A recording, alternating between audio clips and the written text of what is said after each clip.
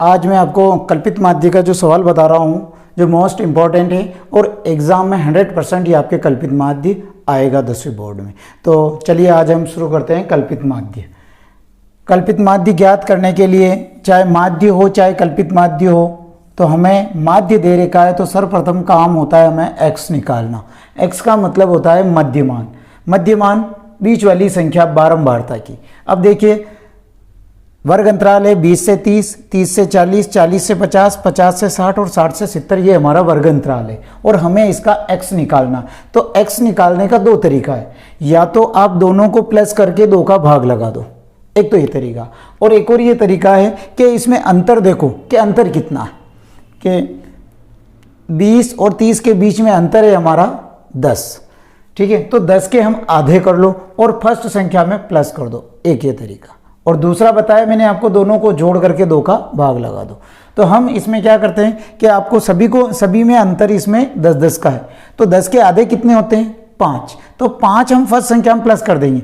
20 में 5 प्लस किया 25, 30 में 5 प्लस किया 35, 40 में 5 प्लस किया 45, 50 में 5 प्लस किया 55, 60 में 5 प्लस किया 65।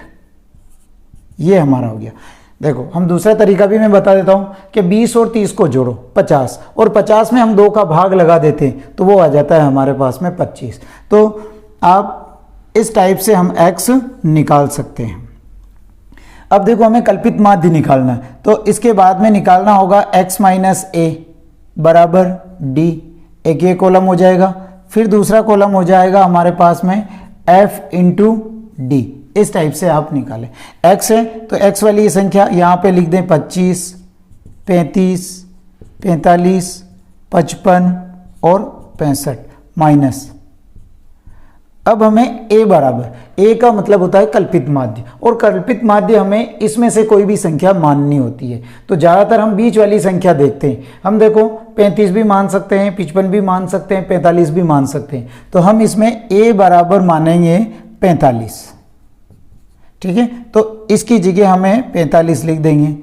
45, 35 माइनस 45, 45 माइनस 45, 55 माइनस 45 और 65 माइनस 45। अब हम इसको घटा लेंगे। अब देखो -45 में से 25 गए तो 5 में से 5 गया 0 और 4 में से 2 गया तो 2, माइनस के 20।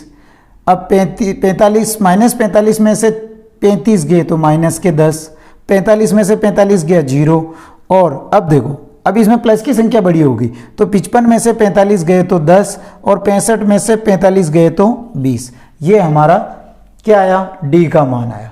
ध्यान में रखेंगे आप, बराबर डी का मान रखें, इसी कॉलम में आप निकालें, नहीं तो फिर आपकी गलती हो जाएगी। अब हमें निकालना है f इंटू डी। एफ ये है हमारी बारंबारता और ये है डी, इसका हमें मल्टीप्लाई करना। तो 20 चौक 80 तो माइनस के 80। अब 28 को 10 से गुणा करेंगे तो माइनस के 280, और 42 को 0 से गुणा करेंगे 0, और 20 को 10 से गुणा करेंगे 200, और 6 को 20 से गुणा करेंगे 20 छंग 120। ये हमने ये टेबल बना ली। अब देखो माइनस, ये दोनों माइनस की है और ये तीनों प्लस की है, तो माइनस माइनस प्लस कर लेंगे और प्लस प्लस को प्लस कर लेंगे। तो ये हो जाएगा 0 और 8 और 8 16 का 6 हासिल 1 और 3, माइनस 360 तो आए माइनस के। अब हमें इसे प्लस करना, 200 300 यानी 320, ठीक है। अब हमें निकालना है यहाँ पे क्या है? Sigma F D. सिग्मा का मतलब होता है योग। अब -360 में से हमें घटाना है 320, तो इधर बचे हमारे पास में सिर्फ 40, किसके?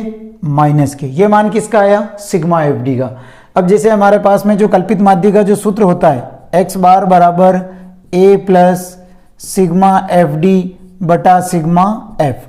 a का मतलब होता है इसमें कल्पित माध्य, सिग्मा एफ डी, सिग्मा का मतलब होता है योग, और इसका योग हमने सिग्मा एफ डी का मान निकाला -40। सिग्मा एफ यानी बारंबारता का योग, हम इसकी टोटल करेंगे।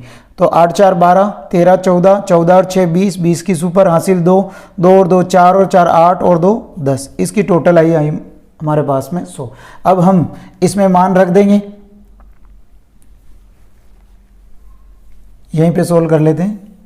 देखो ए की वैल्यू है हमारे पास में, हमने ए क्या माना, हमने ए बराबर 45 माना, तो 45 प्लस सिग्मा एफ डी आया -40 बटा सिग्मा एफ टोटल की हमने कितना आया ये 100।